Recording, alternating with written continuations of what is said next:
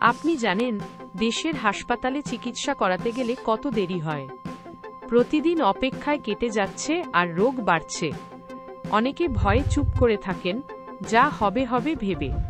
আপনি চান দ্রুত, নিরাপদ, স্পষ্ট চিকিৎসা, যেখানে সময় নষ্ট হবে না। আপনার প্রিয়জনের জীবন নিয়ে আপোস করতে চান না। ভারতের হাসপাতাল তাদের সোজা পথ দেখিয়েছে।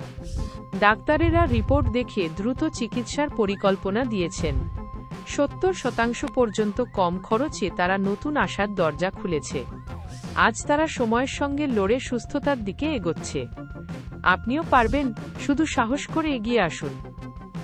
Made care trust, affordable to experience. কারণ সময় জীবন দেরি নয়।